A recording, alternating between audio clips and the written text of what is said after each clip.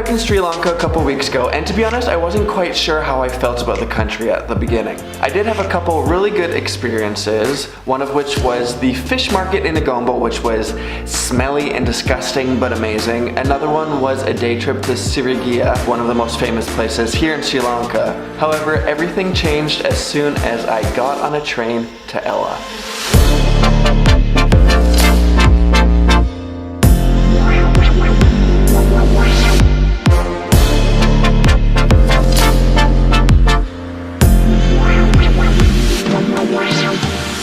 Ello is one of those magnificent, magical places that as soon as you arrive, you realize, oh, this is special here. There's something unique about this place. The main strip is kind of like any little touristy town in the mountains. There's lots of restaurants, bars, tuk-tuks, it's busy. But as soon as you just take a few steps off of the main road, you end up in this magical mountain oasis.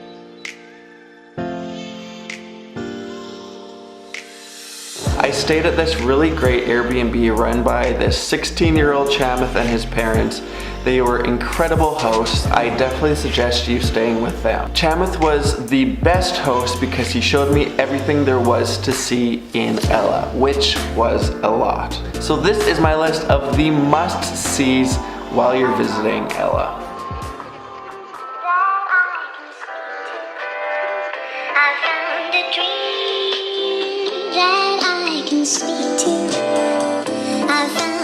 The first thing you have to do, go to Little Adams Peak. It derives its name from a more famous, bigger peak called Adams Peak, just about 100 kilometers to the west-ish of Ello. There is something absolutely magical about this place. It's not that far of a hike up, and the views that you're treated with at the top are absolutely incredible. On the way up, you walk through really gorgeous tea plantations, and that's what this area in Ello is known for. It's for its tea. When I got to the top, it was cloudy, it was misty, it was mysterious, it was very Lord of the Rings Galadriel. But as soon as the clouds lifted, one word. Hyphenated fuck me up.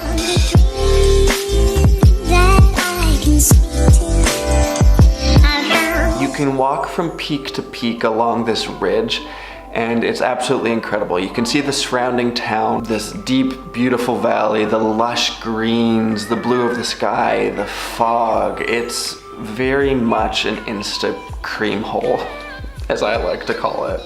And ICH. Another of the must-dos is Ello Rock.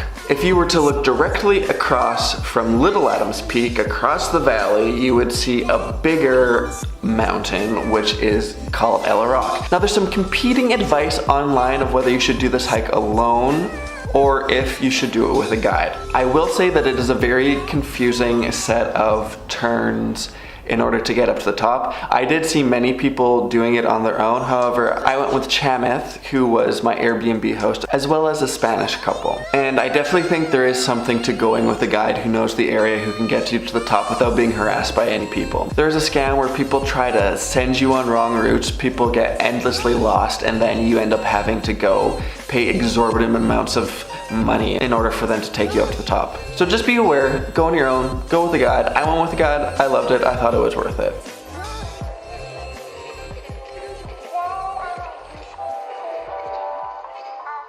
The hike up is a little bit more difficult than Little Adams Peak. You're definitely huffing and puffing and blowing the whole house down. However, if you've ever really moved at all, walked to the store to get a cake, you should be able to do this. It might take you a little bit of time, but that cake is always worth it, as I like to say.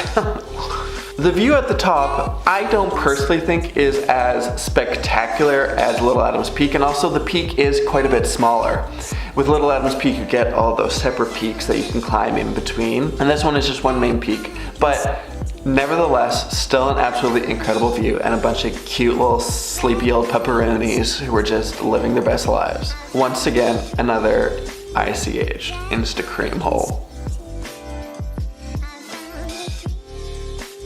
Now the last thing that you have to do when you're in Ella is go to the 9 Arches Bridge. This is another ICH if there's ever been an ICH. And make sure you go when you know a train is going through. Chamith took me to the bridge. We arrived about 10 minutes before the train happened to go across. He also saved me some serious time. If you look up on Google Maps, and Google Maps is notoriously awful in Sri Lanka, I have to say. So Google, fix your shit. But the Google Maps shows that it's maybe like a 45-minute walk. If you go with a local, they'll take you on a little hidey-hole route, which maybe took 10 or 15 minutes. It really is gorgeous. It's a big curved bridge made of 9 big arches and just a beautiful piece of architecture in a lush jungle landscape.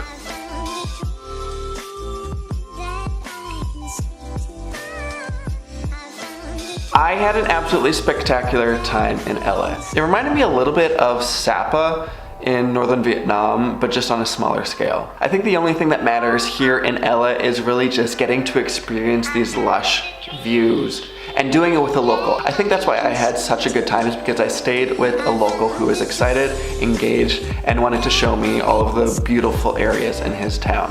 If you want to see more of my travels, follow me at AJ Christoffel on Instagram.